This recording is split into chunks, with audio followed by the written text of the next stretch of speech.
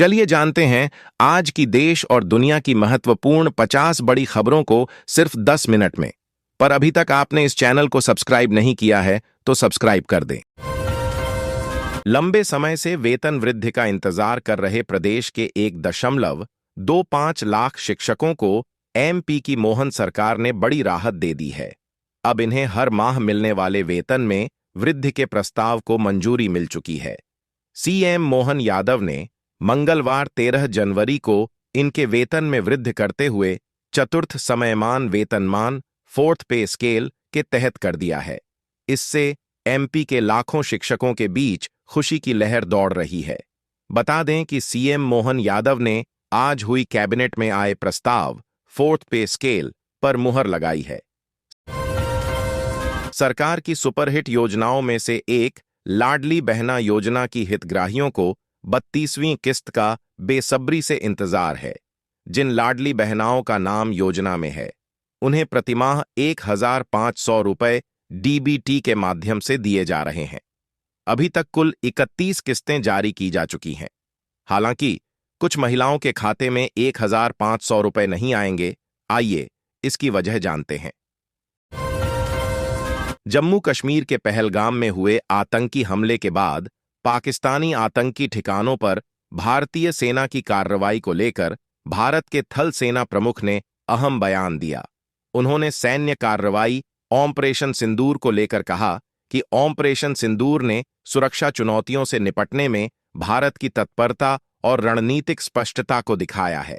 देश की उत्तरी सीमा पर मौजूदा स्थिति के बारे में सेना प्रमुख ने कहा, फिलहाल हालात स्थिर बने हुए हैं, लेकिन सुरक्षा बलों का निरंतर सतर्क रहना बेहद जरूरी है। उन्होंने कहा कि सेना और आम नागरिकों के बीच विश्वास बढ़ाने के उपायों से स्थिति में धीरे धीरे सुधार हो रहा है।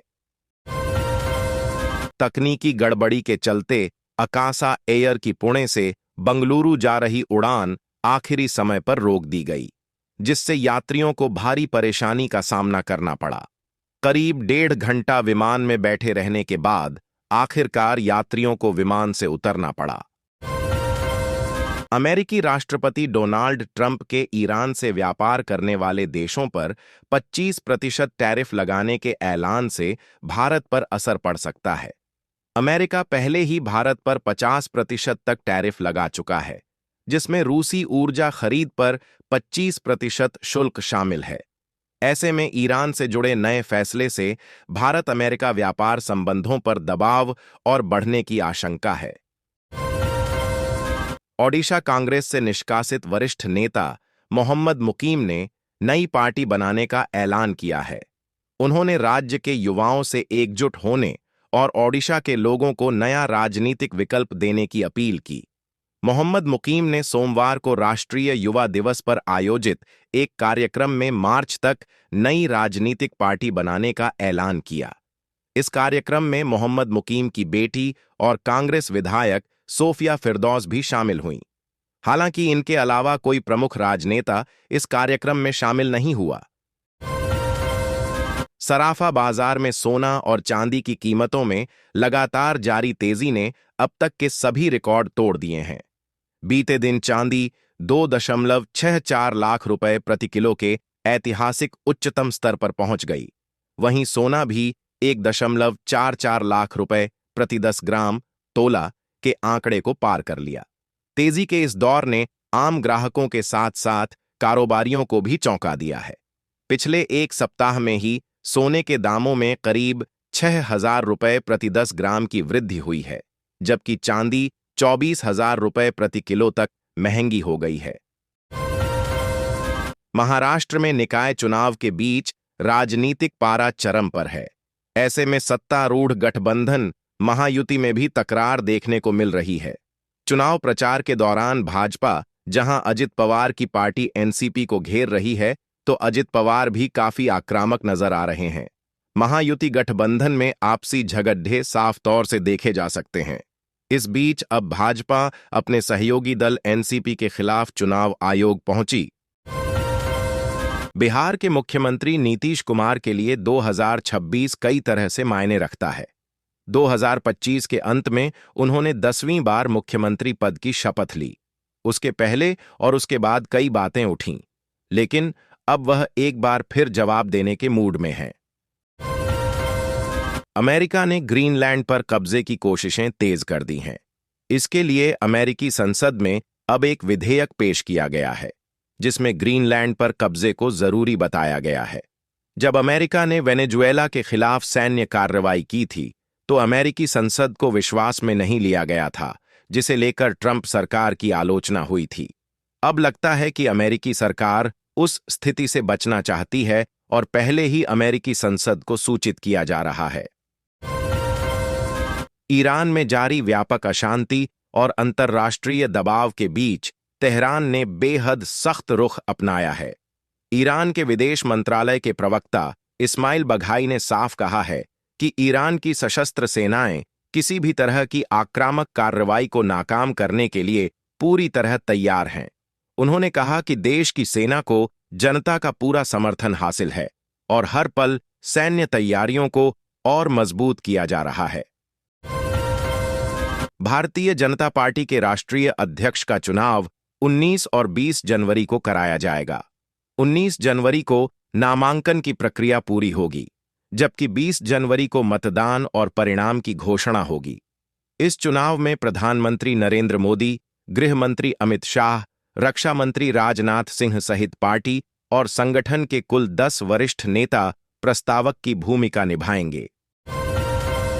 मुख्यमंत्री नीतीश कुमार ने आज कैबिनेट की बैठक बुलाई थी। मंत्रिपरिषद की बैठक में कुल 41 एजेंडों पर मुहर लगी है। कई विभागों में बड़े पैमाने पर नए पदों का सृजन किया गया है। नए पद के सृजन से बिहार के नौजवानों को सरकारी नौकरी मिलेगी। बिहार की राजनीति में मकर संक्रांति का त्योहार आते ही सियासत तेज हो जाती है। ऐसे कई मौके आए जब दही चूड़ा भोज के बहाने सियासी खिचड़ी पकाई गई। एक बार फिर से बिहार में दही चूड़ा भोज के बहाने जोड़ तोड़ की राजनीति शुरू है। जेडीयू ने जहां विपक्ष के विधायकों के लिए सभी दरवाजे खोल दिए हैं, तो वहीं कांग्रेस और आरजेडी के विधायकों पर बीजेपी की पैनी नजर है। ममता बनर्जी ने एसआईआर के मुद्दे पर चुनाव आयोग को एक बार फिर चिट्ठी लिखी है। उन्होंने कहा है कि राज्य में मतदाता सूची विशेष गहन पुनरीक्षण एसआईआर में आर्टिफिशियल इंटेलिजेंस के इस्तेमाल की वजह से मतदाताओं को काफी परेशानियों का सामना करना पड़ रहा है। उन्होंने चुनाव आयोग पर कुछ आरोप भी लगाए हैं। टीएमसी चीफ ने क्या-क्या लिखा है। झारखंड में नगर निकाय चुनाव के प्रस्ताव को राज्यपाल संतोष कुमार गंगवार ने सोमवार को सहमति दे दी। 27 जनवरी को निकाय चुनाव की अधिसूचना जारी होने की संभावना है, जबकि मतदान 25 या 26 फरवरी को कराए जा सकते हैं। 28 फरवरी या 1 मार्च को मतगणना हो सकती है। 3 से 4 मार्च को होली है। ऐसे में चुनाव प्रक्रिया इससे पहले पूरी कर लिए जाने का प्रस्ताव है। 4 वरिष्ठ कांग्रेस नेता दिग्विजय सिंह के बयान पर कांग्रेस के भीतर सकारात्मक प्रतिक्रिया सामने आई है, जिसमें उन्होंने कहा था कि यदि कांग्रेस की सरकार बनती है और मुख्यमंत्री अनुसूचित जाति या अनुसूचित जनजाति वर्ग से बनता है, तो उन्हें अत्यंत खुशी होगी।